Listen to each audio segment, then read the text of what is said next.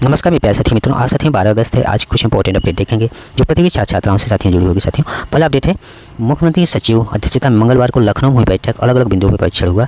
99,526 पदों भर्ती के लिए शैक्षिक अर्हता पर मंथन। प्यारे साथियों, मुख्यमंत्री जो सचिव हैं सुरेंद्र सिंह की अध्यक्षता में मंगलवार को लखनऊ में महत्वपूर्ण बैठक हुई है, जिसमें उच्च माध्यमिक और बेसिक शिक्षा परिषद के अध्याचन में शैक्षिक अर्हता पर चर्चा हुई है। शिक्षा सेवा चयन आयोग ने शासन से अर्हता पर विचार करने का प्रस्ताव दिया है। अब शासन अर्हता से जुड़े अलग अलग बिंदुओं का परीक्षण करेगा। और प्रदेश में 1 लाख से अधिक पद रिक्त हैं, इसके बावजूद साथ ही 99,526 रिक्त पदों का अध्याचन या तो अपूर्ण है या भेजा ही नहीं गया है। चुनावी वर्ष होने के कारण मुख्यमंत्री कार्यालय इस पर साथियों गंभीर स्थिति को लेकर चिंतित है। पहले प्रधानाचार्य के लिए एक ही तरह की अर्हताएँ थी, इस बार हाई स्कूल प्रधानाध्यापक की भर्ती में कुछ बदलाव किए गए हैं। नई व्यवस्था में प्रवक्ता और सहायक अध्यापक आवेदन कर सकते हैं। इसके 4 साल इनके साथियों इनके पास 4 वर्ष का साथियों अनुभव और बीएड की डिग्री होना चाहिए। और साथियों एडेड जूनियर हाई स्कूल के हेडमास्टर भी 4 वर्ष के अनुभव के आधार पर आवेदन कर सकते हैं। हाई स्कूल प्रधानाध्यापक भर्ती में इसमें साथियों बीएड और बीपीएड डिग्री धारकों को भी मान्यता मिलेगी। प्यारे साथियों, आप लोग जैसा कि देख रहे हैं कि राज्य सरकार और आयोग साथियों काफ़ी एक्टिव हो गया है। वैकेंसियां जल्द से जल्द कराई जाए। और इससे संबंधित अभी बहुत सारी प्रॉब्लम है कि रिक्तियों से संबंधित क्या है, रिक्त पदों का अध्याचन या तो अपूर्ण है या भेजा ही नहीं गया है। अभी इसमें साथियों केंद्र और राज्य सरकार से वेतन पाने वाले अध्यापक ही होंगे पात्र। चयन आयोग ने कहा कि केंद्र और राज्य सरकार से वेतन पाने वाले अध्यापक ही पात्र होंगे। इसमें चयन आयोग और निदेशालय ने अपने अपने तर्क प्रस्तुत किए। इसके बाद शासन को इस पर विचार करने की जिम्मेदारी सौंपी गई है। बैठक में शिक्षा सेवा चयन आयोग अध्यक्ष प्रशांत कुमार भी रहे और साथ में सचिव और परीक्षा नियंत्रक भी उसमें उपस्थित रहे। इसके अलावा अपर सचिव संजय सिंह और उच्च शिक्षा के विशेष सचिव बीएन सिंह और निदेशक माध्यमिक शिक्षा प्रताप सिंह बघेल, निदेशक बेसिक शिक्षा अनिल भूषण चतुर्वेदी और निदेशक एनसीईआरटी गणेश कुमार और शासन के अन्य अधिकारी भी साथी उपस्थित रहे। प्यारे साथियों, आप लोग अपनी तैयारी को जारी रखिए और तैयारी में साथियों किसी प्रकार लापरवाही नहीं होनी चाहिए, क्योंकि वैकेंसी आप सबको देखने की जरूर मिलेगी।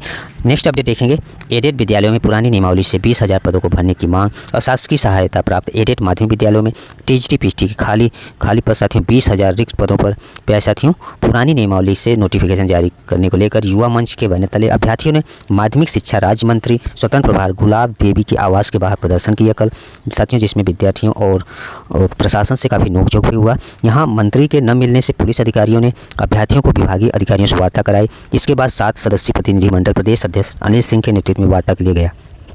उन्होंने माध्यमिक शिक्षा निदेशक प्रताप सिंह बघेल और अपर शिक्षा निदेशक कामता रामपाल से वार्ता की। अधिकारियों ने बताया कि शासन को प्रश्नोत्तरी तैयार कर भेजी जा रही है। इस संबंध में जल्द ही शासन स्तर से निर्णय लिया जाएगा। प्यारे साथियों, यह पुरानी नियमावली से संबंधित अपडेट। नेक्स्ट अपडेट है, 10,000 और पुलिसकर्मी शीघ्र होंगे बहाली। साथियों जैसे वहाँ डीजीपी हैं, उन्होंने ये बात बोली है। ये बिहार की बात है साथियों, बिहार में 10,000 वैकेंसियाँ पुलिस को देखने को मिल सकती है। नेक्स्ट अपडेट है, ये प्यारे साथियों यूपीईएसएससी मतलब साथियों शिक्षा सेवा चयन आयोग की बात हो रही है। नियमावली में शैक्षिक गुणांक नहीं, बेसिक शिक्षा ने अध्याचन में साथियों दर्शाया है। बेसिक शिक्षा परिषद ने नगर क्षेत्र के विद्यालयों के लिए 11,508 शिक्षकों के पद रिक्त होने का विवरण यानी अध्याचन उत्तर प्रदेश शिक्षा सेवा चयन आयोग को साथियों ऑनलाइन भेजा, लेकिन चयन प्रक्रिया में अड़चन है और परिषद ने अध्याचन में 1981 की नियमावली के अनुसार शैक्षिक गुणांक का भी उल्लेख किया है।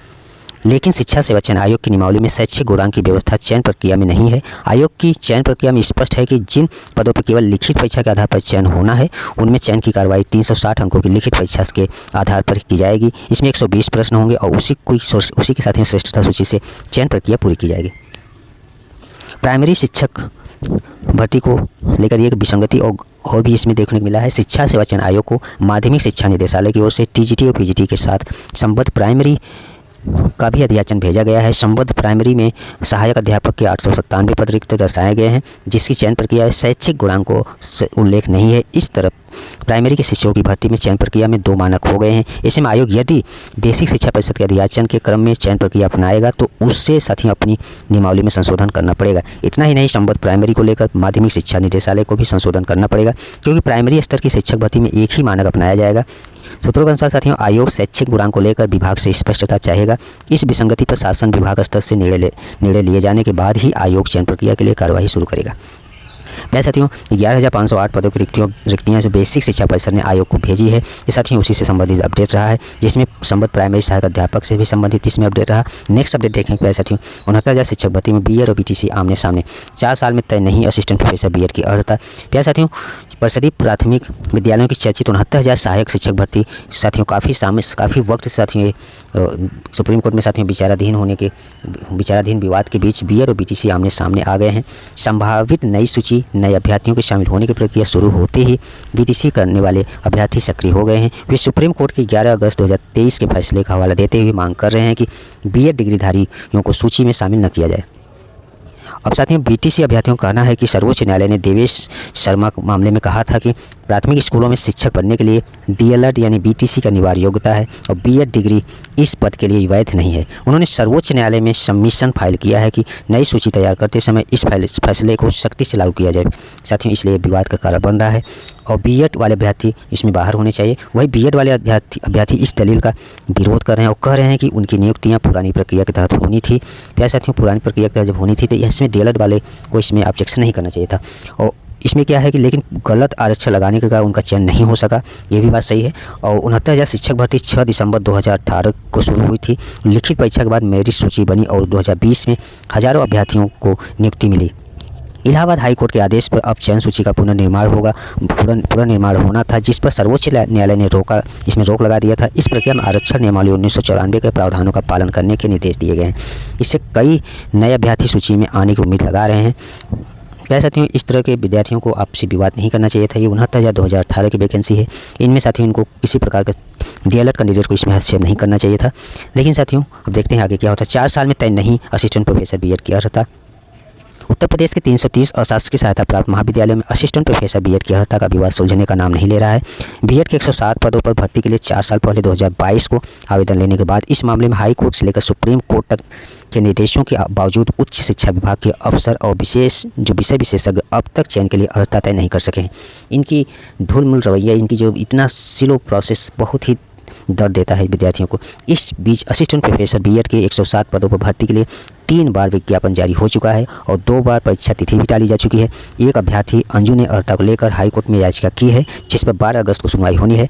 कोर्ट ने माना है कि फाउंडेशन कोर्स और पेडागोजिक यानी शिक्षा से पेडागोजिक जो है शिक्षा शास्त्र की बात हो रही है, कोर्स के लिए निर्धारित शैक्षिक योग्यता को एक साथ प्रकाशित किए जाने से अभ्यर्थियों के बीच भ्रम की स्थिति पैदा हो रही है। और एनसीटीई के अनुसार फाउंडेशन कोर्स के लिए सामाजिक विज्ञान में न्यूनतम 55% अंकों के साथ परास्नातक और 55% अंकों के साथ एमएड अथवा शिक्षा में एमए अथवा बीएड या बीएलएड की योग्यता निर्धारित है। वही साथियों पेडागोजिक कोर्स के लिए विज्ञान, गणित, सामाजिक विज्ञान या भाषाओं में 55% अंकों के साथ परास्नातक और 55% अंकों के साथ एमएड की योग्यता बताई गई है। इसमें जो याचिका में कहा गया है कि 28 अप्रैल 2026 को जो नोटिफिकेशन में पेडागोजिक कोर्स के लिए संबंधित विषय में परास्नातक के साथ एमएड की आवश्यकता को स्पष्ट रूप से अलग नहीं किया गया है। इसी कारण यह भ्रम पैदा हो रहा है कि पेडागोजी के लिए एमएड की जगह एमए इन एजुकेशन मान्य है। एमएड की जगह साथियों एमए इन एजुकेशन मान्य है। वैसे तो इस तरह विवाद रहा। नेक्स्ट अपडेट देखेंगे। ड्रग इंस्पेक्टर भर्ती के लिए अनुभव की अनिवार्यता खत्म। यूपी खाद्य सुरक्षा एवं औषधि प्रशासन की सेवा नियमावली में 2015 का संशोधन साथियों हाई कोर्ट ने रद्द किया है। इसके पीछे कारण है प्रदेश में औषधि निरीक्षक या ड्रग इंस्पेक्टर की नौकरी के लिए फार्मेसी या फार्मास्यूटिकल साइंस की डिग्री को साथियों साइंस की डिग्री काफ़ी नहीं होगी। प्रदेश सरकार की ओर से 2015 में सेवा नियमावली संशोधन के जरिए थोपी गई अतिरिक्त अनुभव की अनिवार्यता वाली शर्त रद्द कर दी गई है।